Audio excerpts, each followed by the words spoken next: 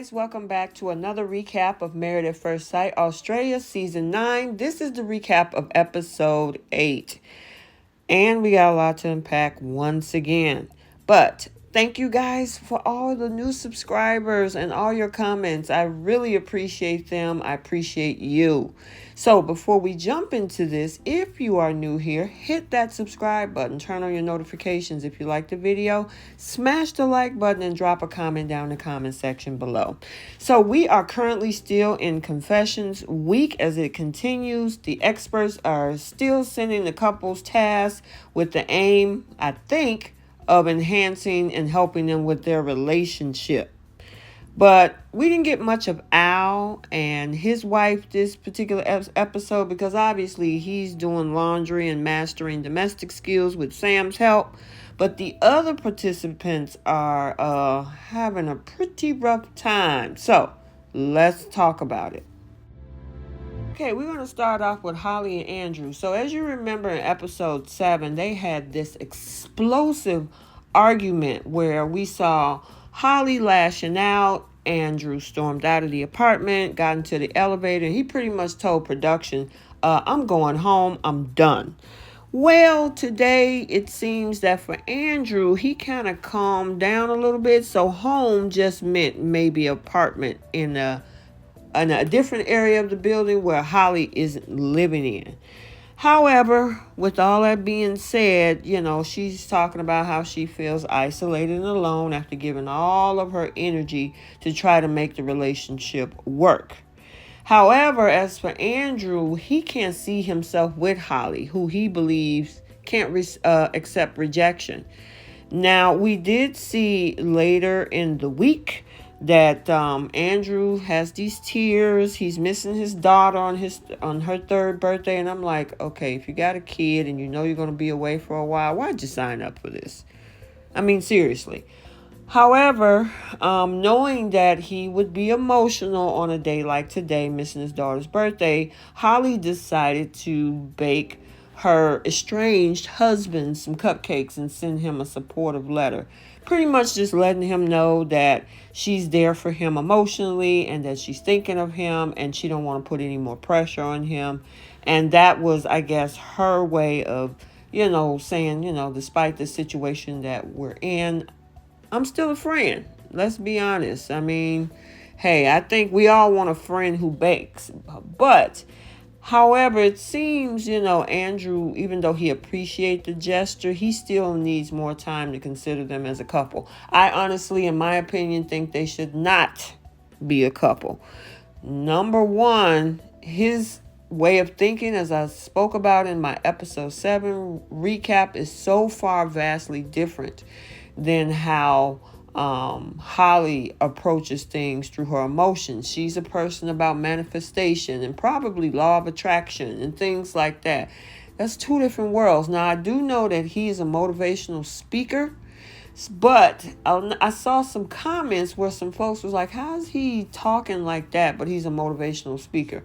The only thing I can think of is that he's more of a straightforward, direct, I'm giving you the truth, but not the fluff type of motivational speaker. Because you do have some fluff motivational speakers out there that just, hey, the world is bright, rainbows, stars, and all of this. Whereas you have those other motivational speakers that is like, you know what? I know that you got feelings, but here's the reality. And if you don't see the reality, you're going to hit the wall. So I don't know if that's his approach. And Holly is definitely not on that page. The other biggest issue, despite the rejection thing, she wants kids right now. He does not. Again, experts, why did you put them together? That's my big question. Why did you put these 2 together if you know one of them don't want kids, especially he already has one, and the other one kids right now, and her window of fertility is closing fast? I mean, she's at the bottom of the 3% when it comes to fertility. So her chances are weighing. So one of the 2 things are going to happen, which I don't see Andrew, because he's checked out. He's mentally checked out at this point. But the only thing that I could say is that, she's 36. Hopefully she can find someone who, wants to be married with her and have children now. That's all I can say. But those two don't belong together. Let's move on to our next couple. Okay, next up is Olivia and Jackson, and I think the experts did a good job with this couple. So they send them an all new task where they must individually order 5 key values: good sex, want children, money, occupation, and looks from most to least important. You should have figured that out with Holly and Andrew. Anyway, after both ranking them individually, they revealed their results to the other, and of course, we're not surprised, that they would find that they're a perfect match. Pretty much Olivia was like, you know what, our fundamental values are the same, and that's what I think creates a silky smooth relationship. So, right now we don't see any issues here. They definitely gel very well together. I noticed that when it comes to Jackson, he's on the bottom of everybody else's list though when they start ranking people. But that's okay. Olivia see him as number one, and that's what counts, right? So I'm happy to see that the two of them are doing absolutely well. I don't see too many issues here. I guess the only thing is that when they do come up on a real, disagreement, because things happen, everything is not always stars and rainbows, how they're going to handle those situations together. And that's what I'm looking forward to see, if we even see that throughout the season with this couple. But other than that, they're fine. Unless you guys got something else to say, I don't have anything else with this couple. So let's move on. Okay, let's talk about Jack and Domenica. Well, after trying to initiate sex during the week, Miss Domenica is frustrated that the sex and intimacy has gone to crap. Now, we see her ask Jack about it, but he reveals that he had no idea that she was trying to get naughty last night. And she says, well, maybe because I scared you away because I was on my period. And Jack was like, well, that explains it, but in his past relationship, period sex wasn't a thing for him. And it was just clear that it is a thing for Domenica, who outright tells Jack straight up. She was like, I would like to have sex with you. Is it that hard? I feel like, I could be the biggest slut in the world right now if that's the case. And he's like, well, we're just beating each other against the wall. And she was like, well, you know what? At least somebody's wall is getting effing beating. And she fires back. Here's the thing. Domenica, everybody don't do that. And to get mad at him and have an expectation that he is going to sleep with you when Aunt Flo, or whatever name that any of you guys may call it, is in town, doesn't mean that he automatically is going to enjoy doing that. I've been reading some of the comments after folks watch the actual episodes, and a lot of people, there's a large percentage, not a lot, but there's a large percentage of folks who are just not into period sex. I mean, especially for the women who have severe cramps and bloating, they don't feel as sexy. There are women who do, Some women say it's even heightened for them during that time. But you can't expect everybody to feel the same way you do, especially about that. And I mean, I don't know if this was produced, but we did see Al and Jackson having a conversation about this whole thing. And I'm like, Al, I don't think he's ever been in a relationship. But it kind of goes away. Domenica and Jack end up being intimate later that night. So obviously she must have changed his mind about the period sex. But she claims she feel like she's in a better place now that she's gotten what she want and she's gotten satisfied. So, but I mean, just to have an expectation, have a conversation like, hey, are you into this? And then he can tell you, well, I'm not. It's not something I used to do, but in this case, looked like he was open to it because they end up sleeping together. And then let him say, well, I'm open to it if you're okay with it. And then you just go from there. But just to get pissed off because he didn't go there, You got to have a conversation about that. That's a touchy issue. So let's move on to our next couple. And drop in the comments what you think about that. I'm curious to see what you guys have to say. So on a more sensitive subject, let's talk about Selena and Cody. So in the photo ranking task that they had, Cody decides he wanted to rank Sam first, saying that she's something he's more familiar with. And what does he do with Selena? He decides to put her second. Selena was like, that's the biggest slap in the face, especially coming right after Selena placing Cody first. I mean, he was like, well, I based this on if I didn't know any of you. Obviously, I'm gonna always choose you, and I'm so happy with you. And I'm like, you can't undo what you did. Selena clapped back with, it just doesn't ever feel like it. I mean, it just never feel like I'm good enough for you. And I mean, she's struggling. She's pretty much struggling to know where Cody stands with her and if he's truly attracted to her. Well, she finds out a little bit later. So, after being given a question box by the experts, and Selena asked Cody point blank, is the lack of interest, attraction, and affection due to my nationality and look? And this is where we hear Cody stumbling. And then he decides to open up his mouth and say, it did play at it initially. However, I'm not racist by any means, but it's not something I'm familiar with. It was at this moment that he knew. He fucked up. And then he tried to backpedal, saying, I am attracted to you. It's just something I don't normally go for. But poor Selena, that girl was in tears. She was speechless.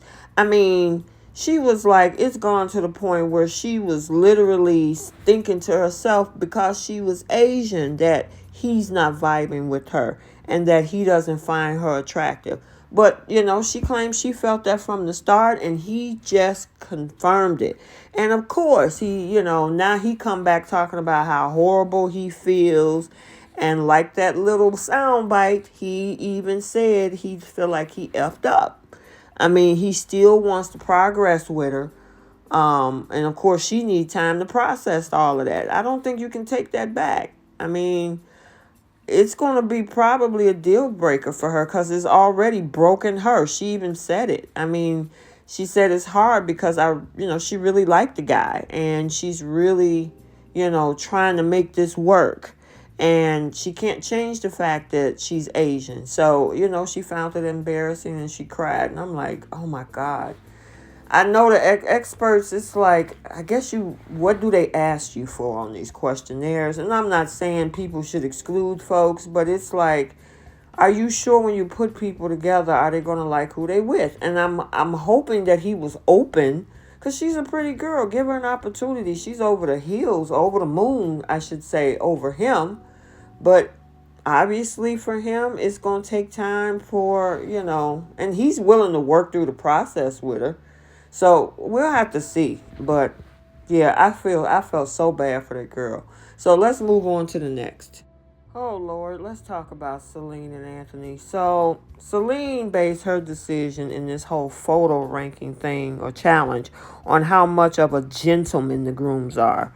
So after a long thought out process, I guess, Celine then adds Anthony in the mix, placing him as number 5.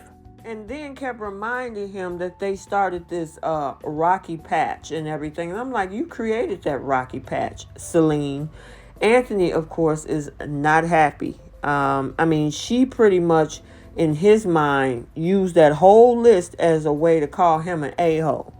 And to him, we just took, you talking about taking 2 steps back. He said a massive step back. Celine is not budging. And for the 13,000th time, she reminded Anthony that he left. the honeymoon early, while the groom once again, please, can we move forward? But they're moving backwards because she don't want to move from the you left. You left. You can make a whole song out of that whole bite. You left. You left. You left. You left. You left. Make a cheer out of it. I don't know, but it's like that's all she got to say, and that's all she's sticking with. So after Selene affirms that she didn't do anything wrong on the honeymoon, I'm like, really? Anthony get up and leave. He walks back to his apartment by himself, and he even placed a whole sock on their wedding day picture. I gotta get a boy an A for an effort because he come right back the next day. He's trying to connect with this girl once again. And this particular time, they sitting down watching each other's audition tapes. Well, Selin gets bored after about 4 seconds of his audition tape and starts doing texting on her phone. That is so rude, disrespectful, and dismissive. And then when it was all over, she was like, is that it? And then, she put her phone down. Selene has no thoughts, no questions for Anthony. And likely it's probably because she wasn't paying attention. She missed the whole darn video. I mean, the conversation now goes back to the whole thing about Anthony leaving the honeymoon. There's another brick wall. Anthony saying, is it okay for me to leave now? But even before he did that, he wants to talk about it. And then she was like, that was 2 weeks ago. Why we got to bring that up? And it's like, girl, you keep bringing it up. You bring up the you left. When he wants to talk about why he left, then it's like, I don't want to talk about it. We should let that go. And he was like, how am I going to let it go if you keep bringing it up? This girl here is, from what we seen, is so toxic because you playing mind games. I've seen some gaslights, but this girl is extremely manipulative with how she moved with this man. You can see her facial responses and reaction. And I'm hoping that this girl is not what we see. Because, but I can't even give her the benefit of the doubt. She smirks. She laughs. She thinks it's funny how he's reacting. And usually and I've seen the term narcissist thrown around. I'm not a mental health professional, so I won't throw that around so easily. But her behavior shows traits of that. When he wants to bring her to task, she don't want to talk about it. But then she want to hold him accountable and keep him stuck in that accountability for that one action. And the thing is, she don't think she did anything wrong. You calling this man a princess. You talking about how you want to have another boo-hoo. That's emasculating to that man, and you don't think he's doing it. And then when he respond back, you get dismissive, you get disrespectful, you're rude, you don't want to talk about it. And then what is he supposed to do? Sit there and beg you? Of course, he's going to say, nope, let me remove myself from the situation because I don't want to deal with this. Now, I know people might have a problem with these men walking away out of the situation. The problem is if they stay in these situations with these conversations and these guys go back and forth with them, then people would be calling the guys wrong. So now these men are choosing to remove themselves out of that when it becomes volatile. Hey, this is the environment that we're in. So these men realize, like, you know what? I'm not going to argue. I'm not going to get loud. I don't want to be called whatever names that make him look toxic and masculinity and all this other stuff. So they walk away from it. He doesn't have to have that conversation. He can go to another room, but you cannot allow somebody to talk to you and treat you the way that you're treating. Now, I'm not speaking on Andrew. That's a whole different ball game. But this situation right here, you don't have to deal with that. That's straight up emotional abuse. So let's move on to our next couple. Okay, so last but not least is Ella and Mitch. So they spent the whole day in bed. Their physical connection is off the charts, is going strong. However, their emotional connection is not so strong. So the experts invited them to have deep personal questions, but Mitch is struggling. Mitch is like, I don't know what to ask. I mean, all I need to know is what I already know. Ella wants him to go deeper. So he decides he want to go to Google for some inspiration. Now, listen, I know some folks probably have done this before, so that's nothing new. But what he comes back with some of the questions that he has, his first question was, where's the craziest place you ever had sex? And the look on Ella's face, you can tell that she was definitely unimpressed. She was bored. She was even a little bit frustrated. I don't blame her because, I mean, you need to know what you have outside of the bedroom and on the other side of sex. That's why starting off on a highly sexual foundation is usually not a good thing. And then she was like, in the ocean, you know. And then he started talking about salty lubrication. And Ella, she was like, let's just move on and leave it at that in the ocean. We do see Ella explaining that, she wants them to go and dig deeper and ask more personal questions. And that's concerning to her because it's like, are we going to ever get to a deep place? And that's the thing. Are they going to ever get to a deep place with learning more about each other? And how are these two going to handle conflict? That's the same thing that I said about the earlier couple, which was Olivia and Jackson. Stars and rainbows right now, but what happens when conflict happens? How are you going to handle those things? So these two couples, Olivia and Jackson, and then of course Ella and Mitch, they're doing pretty good right now, but you're going to have those tough conversations sooner or later as a couple. And the question is, how are you going to deal with them when they arise? So we'll definitely see. We're halfway through the season. Can you believe it? I guess we're only going to get about 2 to 3 weeks, but from the way it sounds, it's already been 2 weeks into the process. And Monday's episode is going to be the commitment ceremony. So I'm looking forward to that, to see what happens. And I can't wait to see Selin get called out for her behavior by the experts.